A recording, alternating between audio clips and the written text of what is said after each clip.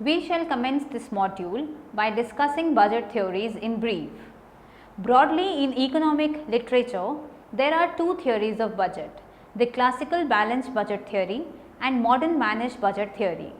Classical theory follows laissez-faire principle and hence decreased role of government. In classical system, market is given utmost importance, and as the role of the government is limited, size of the budget is small and the budget is expected to be balanced. In a balanced budget, revenues and expenditures are equal and neither at deficit nor at surplus exist in a budget. It is also called as the accounts balance. In contrast to the classical theory, the modern theory is based on Keynesian economics. The classical assumption of full employment is negated in modern theory. It is believed that normal situation of the economy is less than full employment situation, and to ensure the efficient use and employment of unutilized resources, a flexible budget is needed which may not be balanced. Rather, modern theory believed in deliberately opting for a deficit budget, as this will put additional purchasing power in the hands of people and will contribute towards increasing the effective demand. After studying this module, you shall be able to know the concept of budget in economics, learn the difference between traditional and performance based budgeting, which is also known as PBB, identify the budgeting techniques, evaluate zero budgeting and analyze the concept of PBB. Let us first discuss the performance based budgeting. It was Hoover Commission of USA which introduced the term performance budget in 1949. This commission recommended the adoption of this type of budget in USA as to be based on functions, programs and activities. The main difference between performance and program budgeting is that while performance budgeting uses the techniques of cost accounting and scientific management, the program budgeting derives its tools from economic and systems analysis. Birkhead in 1949 defines the performance budget as one which presents the purposes and objectives for which funds are requested, the cost for programming proposed for achieving these objectives, and the quantitative data measuring the accomplishments and work performance under each program. Next, we will understand the traditional versus performance based budgeting. Traditional, which is also known as line item budgeting, relates to allocation of funds based on line item cost regardless of the ability to meet the goals.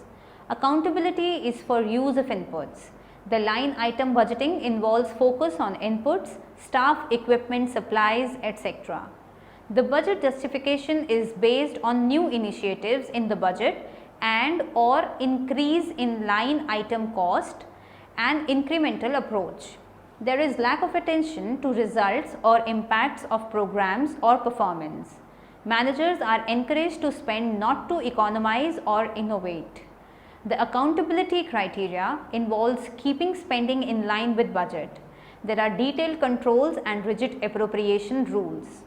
Performance budgeting, on the other hand, relates to funding linked to expected results or outcomes, what program, schemes or components or initiatives of the budget intends to accomplish. Accountability is for results or performance achieved.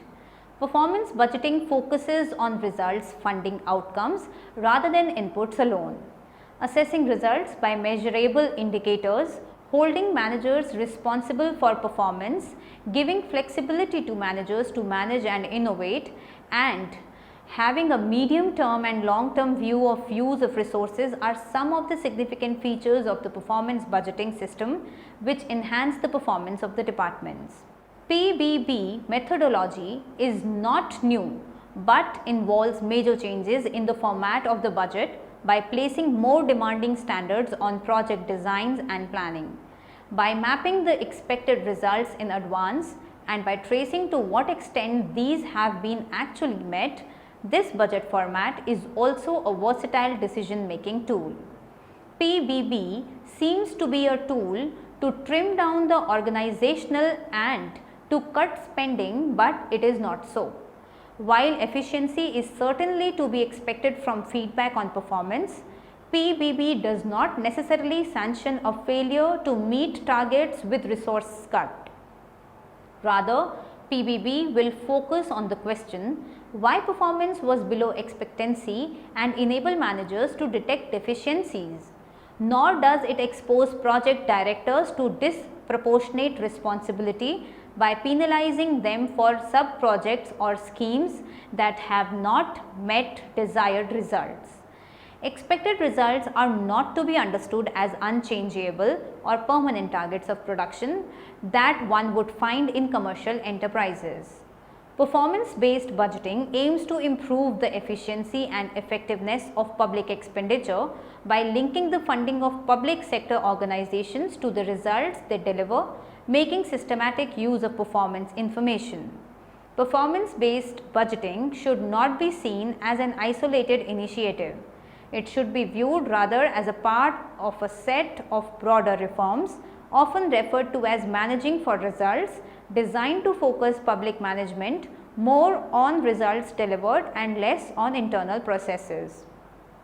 These broader reforms include civil service reforms designed to increase the motivational and incentives of public employees, organizational restructuring to increase the focus on service delivery and improve coordination, for example, creation of agencies and reduction of the number of ministries, and institutional and oversight changes to strengthen the public accountability for performance. Action on these and a range of related fronts is necessary if the efficiency and effectiveness of public expenditure is to be substantially improved. Benefits. Performance-based budgeting is beneficial to various stakeholders in many ways. Policymakers finds it advantageous as the system focuses on goals, clear information is available on usefulness of programs, and evidence-based policy choices can be made. Policymakers are equipped to monitor and evaluate the efficiency and effectiveness of financial allocation to meet the desired outcomes as performance measurements an integral part of the budgeting. Department heads work with well-defined expectations, having flexibility for innovation and performance. It integrates resources and objectives, budget and performance, suggests public managers to focus on economy, efficiency and effectiveness. Public understands the connection between tax money spent and services provided. PBB implementation steps. The performance budgeting relates or links funds allocated to measurable results. By connecting funding and results, performance budgeting also encourages the budgetary authority to think about budgeting in broader terms and to take into account how well resources are used when prioritizing expenditure. It also enhances the financial accountability to the citizens and monitoring bodies as it allows better management and evaluation. Now, we will discuss the main concepts employed in PBB. First, objectives. An objective is a statement of what one is trying to achieve as per OECD. Objectives represent what we want to accomplish, not how we should do it. In other words, objectives are not equivalent to strategies, activities, processes or outputs. Thus, activities such as to study, to provide support, to advise, to cooperate with, etc. are not proper objectives. Rather, the objectives should be formulated along the following lines: to reduce or increase, to change, to make progress towards, to strengthen, etc. Objectives are extremely important as they are the base for the performance indicators and targets. They should also describe the outcome that the activity or the program as a whole seeks to achieve. Second, performance indicators and targets. Performance indicators are measurable factors of extreme importance to any organization in achieving its strategic goals, objectives, vision and values. A performance indicator provides quantitative and qualitative information on the effectiveness and efficiency of the programs or activities. Both quantitative and qualitative information can illustrate the progress in meeting objectives and achieving desired outcomes. It is advisable to use quantitative indicators as much as possible. It is also useful to make use of targets and milestones. Milestones are usually used as an action checkpoint in order to verify how the project is progressing and revalidate work if needed. They tell us where we should be at a certain point if we are to meet our overall objective within the time available. Third, action. Work carried out over a certain period of time, consuming resources and producing outputs. Actions are the most detailed level of the management plan's structure that are politically significant and separately manageable. That is, objectives must be defined and resources allocated by the head of the unit. Each action is related to one activity only. Fourth, activity. Coherent area of action with objectives and resources. Normally, each activity is related to one policy area only. Fifth, activity statement. Document attached to the preliminary draft budget, that is PDB, containing information on objectives and indicators to justify the appropriations. Sixth, expenditure related outputs. Outputs delivered by the DG or service and requiring a financial intervention. Seventh, impact. More indirect or longer term effect on society. Eighth, indicator. Characteristic or attribute that can be measured or verified to assess to what extent objectives have been met. Ninth, mission statement. Up to date and concise document defining the raison d'etre. 10th, output. Output objectives and indicators may be defined in terms of what should be delivered and at what time. 11th, resources. Human, financial and physical resources used to produce an output. 12th, result. Direct and immediate effect on a target group. Moving on to discuss the zero-based budgeting. Zero-based budgeting, that is ZBB, is a method of budgeting in which all expenditures must be justified for each new period.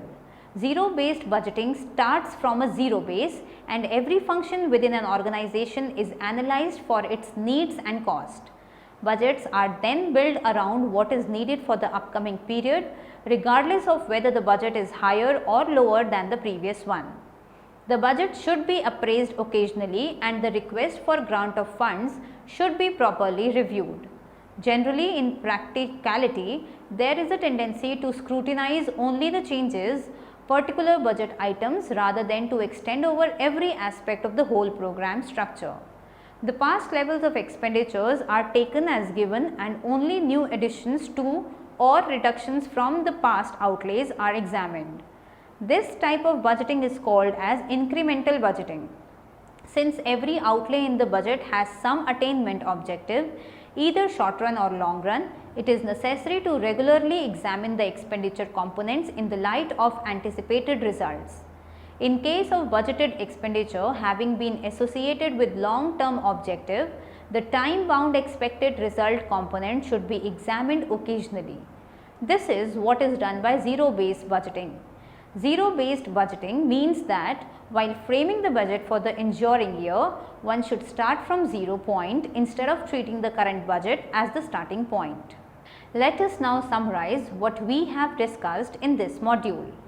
Traditionally, a budget is defined as the statement of income and expenditures of the government for a specific period of time, generally taken as 1 year.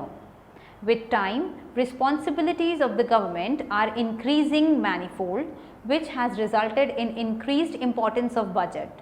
Budgets are not merely about listing taxes and expenditure, but also about charting future course of actions. Broadly in economic literature, there are two theories of budget, the classical balanced budget theory and modern managed budget theory. The classical theory follows laissez-faire principle and hence decreased role of government. In contrast to the classical theory, the modern theory is based on the Keynesian economics. It is believed that normal situation of the economy is less than full employment situation, and to ensure the efficient use and employment of unutilized resources, a flexible budget is needed, and hence modern theory believed in deliberately opting for a deficit budget, as this will put additional purchasing power in the hands of people and will contribute towards increasing effective demand. Performance budget is defined as the one which represents the purposes and objectives for which funds are requested, the cost for programming proposed for achieving these objectives, and the quantitative data measuring the accomplishments and work performance under each program. Zero-based budgeting is a method of budgeting in which all the expenditures must be justified for each new period. Since every outlay in the budget has some attainment objective, either short run or long run, it is necessary to regularly examine the expenditure components in the light of anticipated results. In case of budgeted expenditure having been associated with long-term objective, the time-bound expected result components should be examined occasionally. This is what is done by zero-based budgeting. Zero-based budgeting means that while framing the budget for the ensuing year, one should start from 0 point instead of treating the current budget as the starting point.